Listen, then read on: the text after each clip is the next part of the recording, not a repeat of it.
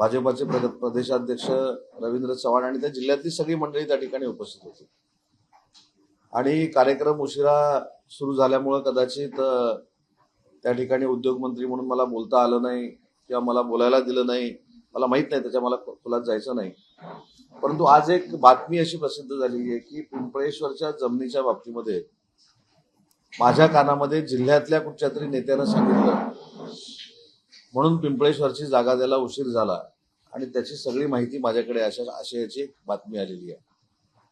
पण खरं तर त्या ठिकाणी मला जर 2 मिनिटं मनोगत व्यक्त करायला दिलं असतं तर याची सगळी पार्श्वभूमी मी आपल्या समोर कथन केली असती. हा काय पिंपळेश्वरचा लढा काल किंवा आज सुरू झालेला नाही. पिंपळेश्वरचा लढा हा वर्षानुवर्ष सुरू आहे आणि वर्षानुवर्ष हा लढा सुरू असताना तिथले विद्यमान खासदार श्रीकांत शिंदे साहेबांनी पण त्याच्यामध्ये पुढाकार घेतलेला होता आणि प्रदेशाध्यक्ष रवींद्र चव्हाण यांनी देखील पुढाकार घेतलेला होता. परंतु अशा पद्धतीचा एक संभ्रम कोणतरी बातम्या पेरून तयार करण्याचा प्रयत्न करतोय की याच्यामध्ये ठाणे जिल्ह्यातल्या कुठच्या तरी नेत्यानं किंवा लोकप्रतिनिधीनं मला सांगितलं म्हणून याला उशीर झाला. आता तो उशीर खरं का झाला हे जर आपल्याला ऐकायचं असेल तर याचा खुलासा खरं तर प्रदेशाध्यक्ष रवींद्र चव्हाण साहेबांनीच करणं गरजेचं आहे. कारण कोणामुळे उशीर झाला, कोणाची ती मागणी होती, कोणाची काय मागणी होती. आणि मला तर असं वाटतं की ज्यांनी याच्यामध्ये आम्हाला काही विचार विनिमय केला किंवा काही सल्ले दिले ते काही शिवसेनेचे नेते नव्हते, ते भारतीय जनता पार्टीचेच नेते होते. त्याच्यामुळं जो काही संभ्रम एक निर्माण केला जातोय की याच्यामध्ये शिवसेनेच्या कोणीतरी मला सांगितलं आणि म्हणून पिंपळेश्वरच्या जमिनीसाठी उशीर झाला, तर याचा जर तुम्ही पूर्ण 2.5-3 वर्षाचा पाठपुरावा जर बघितला तरी पहिली बैठक कधी झाली याची देखील तारीख माझ्याकडे आहे, ती कोणाबरोबर झाली याची देखील तारीख माझ्याकडे आहे. आणि विशेषतः खासदार श्रीकांत शिंदे साहेबांनी जी पहिली मिटिंग घेतली त्याच्यामध्ये खासदार श्रीकांत शिंदे साहेबांवर देखील काही राजकीय दबाव होता की या जमिनीचा आम्ही जो काही निर्णय घेतोय तो निर्णय घेऊ नये. हे श्रीकांतजी शिंदे साहेबांना देखील सांगणारी काही मंडळी होती, त्या नावाचा काय मला आता इथं उल्लेख करायचा नाही. परंतु अशा पद्धतीनं काही वेगळ्या पद्धतीच्या बातम्या पेरून बातम्या तयार करून अशा पद्धतीचं निगेटिव्ह वातावरण त्या मतदारसंघामध्ये निर्माण करण्याचा जर कोण प्रयत्न करत असेल तर ते फार चुकीचं आहे. आणि एखादी चांगली गोष्ट करत असताना मी मगाशीच देखील सांगितलं ना की जर मला त्या ठिकाणी 2 मिनिटं बोलण्याची संधी दिली असती तर हा 3-3.5 वर्षाचा पूर्ण प्रवास कसा झाला, त्याच्यामध्ये श्रीकांतजींनी किती मेहनत घेतली, त्याच्यानंतर रवींद्र चव्हाण साहेबांनी किती मेहनत घेतली आणि कुणी काय सांगितलं हे देखील डायरेक्टली इनडायरेक्टली त्या ठिकाणी मी सांगितलं असतं. परंतु आजच्या बातमीमधनं असं एक दिसतं की पिंपळेश्वरच्या जमिनीच्या बाबतीमध्ये स्थानिक, हे जरी त्याच्यामध्ये लिहिलं नसलं तरी स्थानिक कुणीतरी माझ्या कानामध्ये सांगितलं. स्थानिक माझ्या कानामध्ये कुणी सांगितलेलं नाही, माझ्या कानामध्ये कुणी सांगितलं हे प्रदेशाध्यक्ष रवींद्र चव्हाण साहेबांना, मला डॉक्टर श्रीकांत शिंदेना पूर्ण माहिती आहे, पण मला त्या नावाचा उल्लेख या ठिकाणी करायचा नाही. 2 वर्षामध्ये अनेक बैठका माझ्यासोबत झाल्या, अनेक बैठकातनं पुढं कसं जायचं याच्यावर आपली चर्चा झाली. त्याच्यानंतर ज्यावेळी MIDC आणि महसूल खातं याच्यामध्ये चर्चा करायची वेळ आली त्यावेळी देखील पुन्हा एकदा श्रीकांतजींनी बैठक घ्यायला लावली. तशीच ठीक आहे, रवींद्र चव्हाण साहेबांनी देखील बैठक घ्यायला लावली. परंतु एखाद्या चांगल्या गोष्टीला राजकारण बाजूला ठेवून सगळ्यांनी जर एकत्र प्रयत्न केले, जसं श्रीकांत शिंदे साहेबांनी केला आणि रवींद्र चव्हाण साहेबांनी केला, तर त्याच्या पद्धतीनं चांगल्या मार्गावर आपण जाऊ शकतो आणि चांगला आपल्याला आउटपुट मिळू शकतो. हे पिंपळेश्वर मंदिराच्या जमिनीच्या निमित्तानं सिद्ध झालं. पण तो कार्यक्रम 2 दिवस पूर्वी झाला आणि 2 दिवस 48 तास संपत नाहीत तोपर्यंत काही ठिकाणी बातम्या अशा आल्या की याच्यामध्ये माझे कोणीतरी कान भरून ते थांबवलं. माझं म्हणणं, ज्यांनी आम्हाला सांगितलं, ज्यांनी आमच्याशी चर्चा केली, ज्यांनी पिंपळेश्वर मंदिराच्या संदर्भामध्ये थांबा म्हणून सांगण्याचा प्रयत्न केला, हे कोण होते हे मला देखील माहिती आहे, माननीय श्रीकांत शिंदे साहेबांना देखील माहिती आहे आणि रवींद्र चव्हाण साहेबांना देखील माहिती आहे. त्याच्यामुळे तो संभ्रम नाहक कुठंतरी शिंदे साहेबांवर किंवा श्रीकांतजींवर येऊन थांबू नये म्हणून राज्याचा उद्योग मंत्री म्हणून या संपूर्ण बातमीचा मी खुलासा केलेला आहे. आता परत काय होतं की ही बातमी आता आली, परत ती इलेक्ट्रॉनिक मीडियावर येणार, परत ती सोशल मीडियावर येणार आणि त्याच्यामधनं उगाचच संभ्रम निर्माण होणार. त्याच्यापेक्षा उद्योग मंत्री म्हणून खरी वस्तुस्थिती काय आहे हे मी आपल्याला सांगितलेली आहे. अजून तिथल्या कार्यक्रमातली अजून एक महत्वाची गोष्ट सांगतो की ज्या पद्धतीने त्या कार्यक्रमाला उशीर झाला आणि मुख्यमंत्री महोदयांना देखील तब्येतीचा त्रास होत होता. त्याच्यामुळे कदाचित तिथं उद्योगमंत्री म्हणून मला बोलायला दिलं नसेल, परंतु तिथंच काही खुलासे झाले असतील. परंतु हे खुलासे करत असताना श्रीकांत शिंदे साहेबांनी स्वतःच्या भाषणामध्ये असं सांगितलं की हे सांघिक यश आहे. म्हणजे भाजपा शिवसेना महायुतीच्या सरकारचं हे यश आहे. माननीय एकनाथ शिंदे साहेब मुख्यमंत्री असताना सुरू झालेली ही कार्यवाही देवेंद्रजी मुख्यमंत्री आल्यानंतर संपली. याचा अर्थ महायुतीच्याच दोन्ही मुख्यमंत्र्यांनी याच्यावर लक्ष ठेवला होता, हे काम करण्यासाठी प्रयत्न केले होते. त्याच्यामुळे हे जे यश आहे हे महायुतीच्या सरकारचं यश आहे. हे काय फक्त उद्योग मंत्र्याचं किंवा एकट्या कोणाचं यश नाही, हे देखील मला या ठिकाणी प्रामाणिकपणानं सांगितलं पाहिजे. आणि आजच्या बातमीतला पूर्णतः संभ्रम दूर व्हावा यासाठी राज्याचा उद्योगमंत्री म्हणून या विषयासाठी मी आपल्याला बोलवलं. आणि म्हणून पुन्हा एकदा सांगतो की माझ्या कानामध्ये जे काही मला कोणी सांगितलं किंवा अन्य ज्या काही गोष्टी झाल्या याच्याशी शिवसेनेच्या कुठच्याही नेत्याचा, खासदारांचा, शिंदे साहेबांचा काही संबंध नव्हता. आणि म्हणून माझी विनंती आहे की अशा पद्धतीनं बातम्या येणं ही महायुतीच्या दृष्टीनं अतिशय घातक बाब आहे. कारण शेवटी आम्ही सांघिक काम करतोय, एकत्र काम करतोय. अशा बातम्या टाकून किंवा अशा बातम्या पेरून आमच्या महायुतीमध्ये दरार निर्माण होईल असं जर कोणाला वाटत असेल तर त्याच्यामध्ये ते यशस्वी होणार नाही.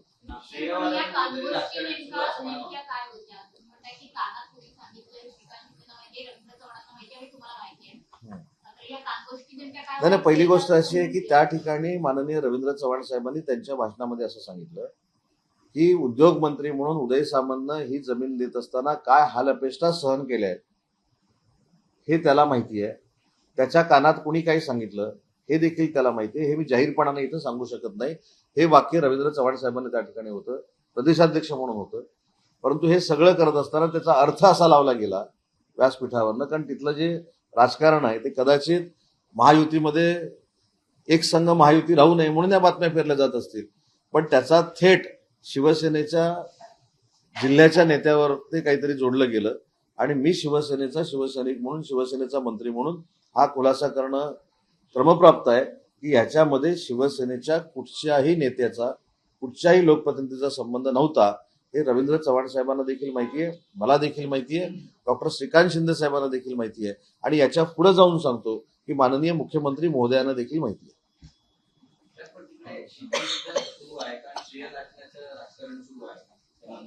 नाही, श्रेय लाटण्याच्या संदर्भामध्ये ही पत्रकार परिषदच नाही. देवाच्या बाबतीमध्ये ज्याला कोणाला श्रेय घ्यायचं ते घेऊ दे. आम्ही पुण्याचं काम केलंय. त्याच्यामुळे श्रीकांतजींनी देखील भाषणामध्ये काय सांगितलं, तुम्ही श्रीकांतजींचं भाषण देखील मुद्दाम जर ऐकलं तर त्याच्यामध्ये रवींद्र चव्हाण साहेबांना, त्याच्यानंतर शिंदे साहेबांना, त्याच्यानंतर देवेंद्रजी फडणवीस साहेबांना, या सगळ्यांना केंद्रबिंदू मानून त्यांनी ते भाषण केलेलं होतं. त्याच्यामुळे श्रेयवादाचा प्रश्नच येत नाही. श्रेयवादाचा प्रश्न जर घ्यायचा असता किंवा श्रेयवाद घ्यायचा असता तर आपण देखील हजारो शिवसैनिक त्या ठिकाणी जमू शकले असतो. तर असं काही तिथं झालं नाही. मला याच्यामध्ये कोणालाही दोष द्यायचा नाही. परंतु या बातम्या ज्या गैरसमज पसरवणाऱ्या दिल्या जात आहेत त्याच्याबद्दलची माहिती पूर्ण आपल्याला असावी आणि आपल्या मार्फत तिथपर्यंत पोचावी यासाठी पत्रकार परिषद आहे. डोंबिवली संपलं.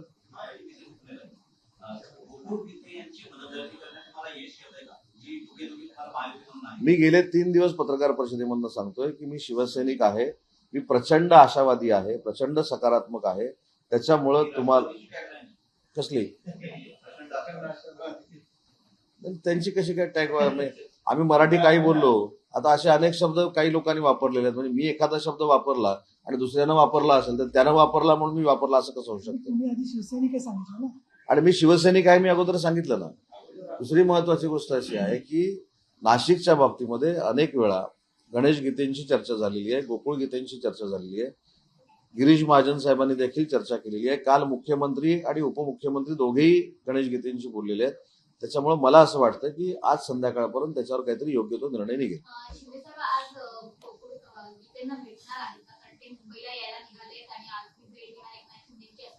नाही, त्यांनी इच्छा व्यक्त केली तर आज माझ्या माहितीप्रमाणे शिंदे साहेब देखील दिल्लीमध्ये आहेत. पण त्यांनी इच्छा व्यक्त केली तर आम्ही आहोत ना. आम्ही मध्यस्थी करून साहेबांची त्यांची भेट घालून देऊ. 8 कधी 7 की 8? 7, 8, 15 झाले. नाही, याच्यावर शिवसेनेनं ऑलरेडी भूमिका स्पष्ट केलेली आहे. साहेबांना दुसऱ्या पक्षातले खासदार आणण्यासाठी कुठेही मिटिंग करण्याची आवश्यकता नाही. कुठचेही खासदार साहेबांना भेटलेले नाहीत. 1.5 महिन्यापूर्वी हीच बातमी चालली की साहेबांना हेच खासदार भेटले, ती परत आता रिपीट झाली. पण साहेब कोणालाही कुठे भेटले नाही. साहेब 2 दिवसापूर्वी देखील आमच्या राज्य कार्यकारिणीच्या बैठकीला, राष्ट्रीय कार्यकारिणीच्या बैठकीला दिल्लीमध्ये होते. आज देखील पंतप्रधान नरेंद्र मोदी साहेबांच्या कार्यकाळाला 12 वर्ष पूर्ण झाली, यासाठी ते दिल्लीमध्ये आहेत. आणि त्याच्यासाठी देखील नरेंद्र मोदी साहेबांचं आम्ही शिवसेनेच्या वतीनं अभिनंदन करतो आणि त्यांना धन्यवाद देखील देतो की त्यांच्या 12 वर्षाच्या ऐतिहासिक कारकिर्दीमध्ये देशाला त्यांनी आंतरराष्ट्रीय दर्जावर नेऊन ठेवलं. आंतरराष्ट्रीय स्तरावर भारत देशाची प्रत्येक ठिकाणी दखल घेतली जाईल अशा पद्धतीची त्यांनी परिस्थिती निर्माण केली. त्याच्यामुळे त्यांचं आम्ही शिवसेनेच्या वतीनं देखील मोदी साहेबांचं अभिनंदन करतो.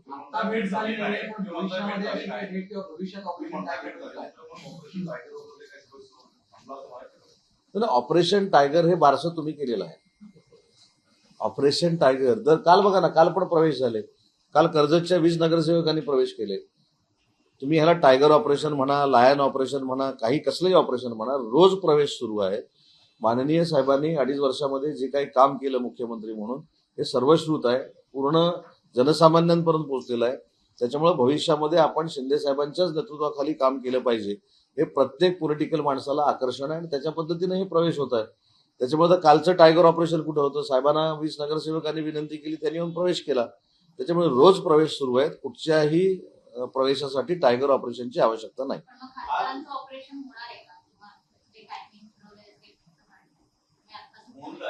नाही, पण ते युबीटीचे खासदार आहेत. युबीटीचे खासदार आम्ही प्रवेश करून घेतोय, त्याच्यावर साहेबांची बैठक झाली. हे 1.5 महिन्यापूर्वी हीच बातमी आली होती, ती आता फक्त रिपीट झालेली आहे. असं कुठेही बैठक झालेली नाही.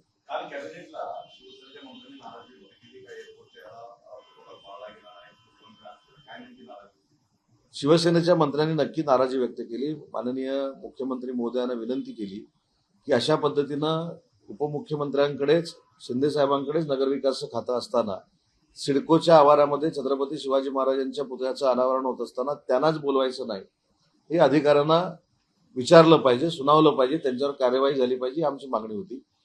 परंतु मुख्यमंत्री महोदयांचे मी मनापासून जाहीर पद्धतीनं आभार मानतो की ज्यावेळी आमच्या मंत्री महोदयांनी हा विषय काढला, त्याच्या दुसऱ्या क्षणाला मुख्यमंत्री महोदयांनी सांगितलं की ज्या क्षणाला मी नवी मुंबईमध्ये पोहोचलो एअरपोर्टला आणि शिंदे साहेब मला त्या कार्यक्रमाला दिसले नाहीत, त्याच वेळी मी याची दखल घेतलेली आहे आणि ज्यांनी कोणी हे कृत्य केलं त्याच्यावर कारवाई करण्यासाठी शोकॉज नोटीस सिडकोला सीएमओनं दिलेली आहे, हे पहिल्या मिनिटामध्ये त्यांनी सांगितलं. म्हणून आम्ही त्यांचे आभार पण मानले.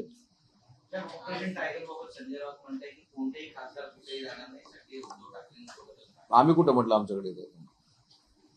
त्यांच्या स्टेटमेंटवर स्टेटमेंट द्यायची गरजच नाही ना. मी स्वतः सांगितलं की आमच्याकडे कोणी येतच नाही, आमची कोणाशी चर्चाच झालेली नाही, आम्ही कोणाबरोबर साहेबांनी बैठकच केलेली नाही, तर त्यांच्या प्रतिक्रियेला काय उत्तर द्यायचं?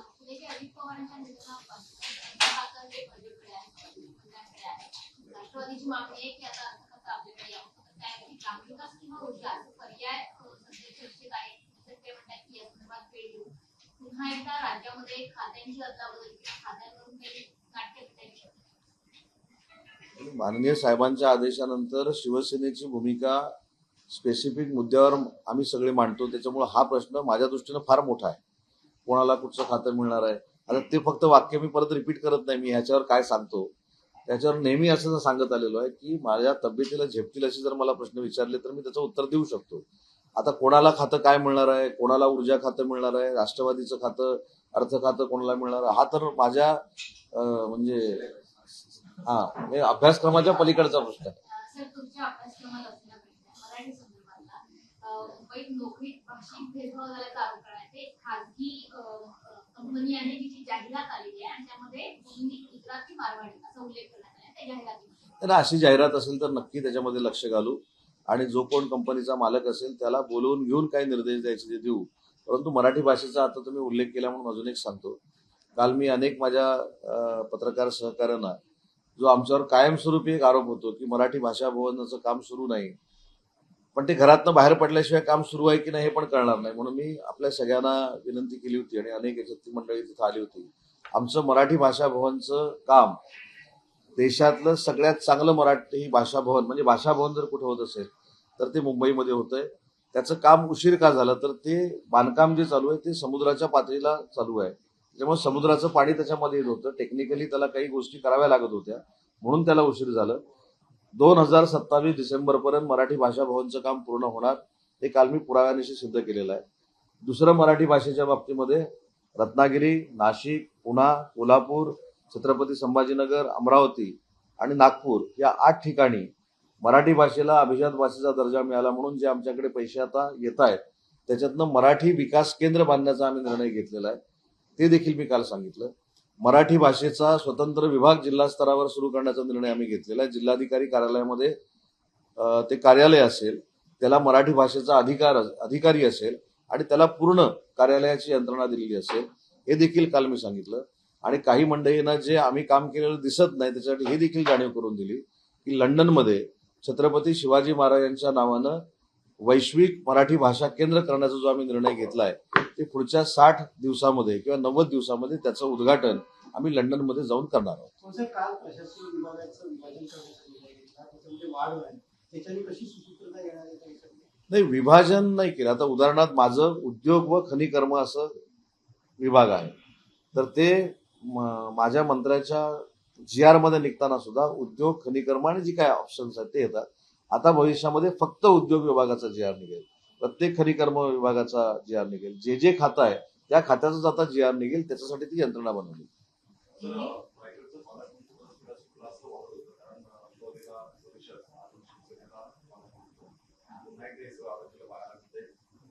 नाही, विधान परिषदेची निवडणूक इकडची जरी संपली असली तरी बाकी महाराष्ट्रातल्या 11 विधानसभेच्या आपल्या विधान परिषदेच्या निवडणुका चालू आहेत ना.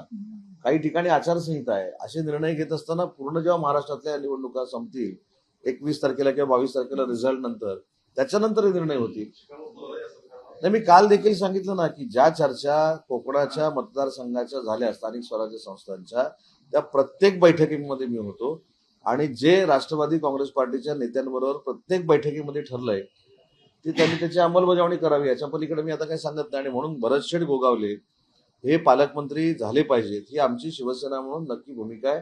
आणि त्याच्यातनं आम्ही कधी 1.5 वर्षामध्ये रळलेलो पण नाही. त्याच्यातनं मार्ग निघेल आणि लवकरात लवकर मुख्यमंत्री याचा निर्णय घेतील याचा विश्वास आम्हाला सगळ्यांना आहे.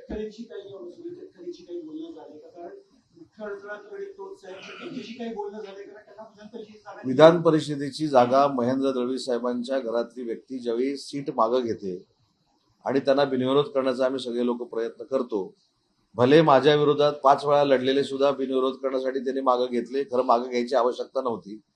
जर राहिले असते तर 10-15 मतं पडली असती. पण ठीक आहे, काही लोकांचा बिनविरोध करण्याचा आग्रह असतो, काही लोकांनी त्याच्यामध्ये पुढाकार घेतला. खरं ती बिनविरोध जरी झाली नसती तरी झालेल्या मतदानातलं 90-95% मतदान हे अनिकेत तटकरेंना मिळालं असतं. पण माझ्या मतदारसंघातले जे माझ्या विरोधामध्ये लढलेले उमेदवार आहेत त्यांचा उमेदवारी अर्ज मागे घेऊन काय साध्य केलं मला माहित नाही. आम्ही ती निवडणूक जिंकलेलीच होतो आणि ती निवडणूक लढत असताना ज्या ज्या काही गोष्टी झाल्या, ज्या ज्या काही बैठकी झाल्या त्याचा मी साक्षीदार आहे. त्याचे साक्षीदार स्वतः माननीय शिंदेसाहेब आहेत. देवेंद्रजींशी देखील आम्ही चर्चा केलेली आहे. त्याच्यामुळे भरतशेठ गोगावले पालकमंत्री व्हावेत ही आमची इच्छा आहे आणि तीच मागणी आम्ही मुख्यमंत्री महोदयांकडे केलेली आहे. नांदेड भाजपच्या राजूकरांच्या प्रचारात शिंदेचे आमदार हेमंत पाटील नाहीये. त्यावर प्रश्न विचारला असता की ओशाच्या दलालीमध्ये मी माझे हात काय करू इच्छित नाही असं वक्तव्य त्यांनी केलं आणि धनदांडग्यांची ही सगळी निवडणूक आहे. कोण म्हटलं? हेमंत पाटील. मी नांदेडच्या निवडणुकीमध्ये मला काही माहित नाही नक्की उमेदवारी राजूरकरांना दिलेली आहे ना उमेदवारी, तर तिथं काय कोणाचे हवे दावे आहेत माहित नाही. परंतु एक संघपणानं आम्ही या सगळ्या निवडणुका लढल्या पाहिजेत हेच आमचं धोरण आहे. त्याच्यामुळे हेमंत पाटील साहेबांचा जर काही गैरसमज उमेदवाराबद्दल असेल तो आम्ही नक्की दूर करू. टीएमसी की जैसी स्थिति है उसके बाद संजय राउत जो है सजेशन दे रहे हैं कि अगर विपक्ष को मजबूत करना है तो सबको कांग्रेस को मजबूत करना होगा. कांग्रेस से जो पार्टियां अलग होकर बनी जैसे टीएमसी एनसीपी उनको एक ही झंडे में साथ आना पड़ेगा कि कांग्रेस को मजबूत करने की बात संजय राउत बोले थे. क्या नहीं, अगर कांग्रेस को मजबूत करना है तो इंडी अलायंस की जब मीटिंग रहती है तो फिजिकली प्रेजेंट रहना चाहिए ना. ऑनलाइन रह के क्या होगा? इंडी अलायंस तो मजबूत नहीं होगा. इसलिए सुझाव देना बहुत हर एक को हर सुबह हर एक को जम रहा है. लेकिन अगर उधर फिजिकली ये प्रेजेंट रहते और ये बात राहुल जी गांधी को बताते तो अच्छा होता. सामंत जी, कांग्रेस की हित की बात करना है संजय राउत एक बार फिर, इस पर क्या कीजिए? नहीं, पहले खुद की पार्टी की हित की बात करनी चाहिए ना। कांग्रेस की हित की बात करने से क्या होगा? खुद की पार्टी जो है वो कहाँ है, उनके कितने नगर पालिका के अध्यक्ष चुन के आए हैं, उनके कितने कारपोरेटर चुन के आए हैं, ये पहला आत्ममंथन या आत्मचिंतन करना चाहिए। बाद में कांग्रेस ने क्या करना चाहिए सुझाव देना चाहिए। Naukri.com के एक विज्ञापन में लिखा गया है कि उनको गुजराती मारवाड़ी कैंडिडेट चाहिए और महाराष्ट्र की स्थिति है, इस पर क्या कहेंगे? नहीं, इसमें हर एक कंपनी ने नहीं लिखा है, एक कंपनी है उसको हम बुला के लेंगे, ये क्यों किया है, किस लिए किया है। अगर ऐसे उन्होंने किया है तो उनके ऊपर कायदेशीर कार्रवाई क्या होगी उसके बारे में भी सोचा जाएगा। पीएम मोदी के 12 साल के कार्यकाल को कांग्रेस और शिवसेना बता रहे हैं कि सिर्फ देश को बर्बाद किया है, पीएम ने कोई ऐसे बड़े काम नहीं किए। नहीं, इसलिए वो पश्चिम बंगाल में चुन के आए, इसलिए पौंडीचेरी में चुन के आए, इसलिए आसाम में चुन के आए, इसलिए मुंबई महानगर पालिका में हम चुन के आए, इसलिए महाराष्ट्र में हम चुन के आए। कांग्रेस और यूबीटी शिवसेना हमारी है, यूबीटी, तो उनका यही धंधा है कि नरेंद्र मोदी साहब के ऊपर उंगली उठाना, यहाँ एकनाथ शिंदे साहब के ऊपर उंगली उठाना, उनकी बदनामी करना, ये उनका धंधा है।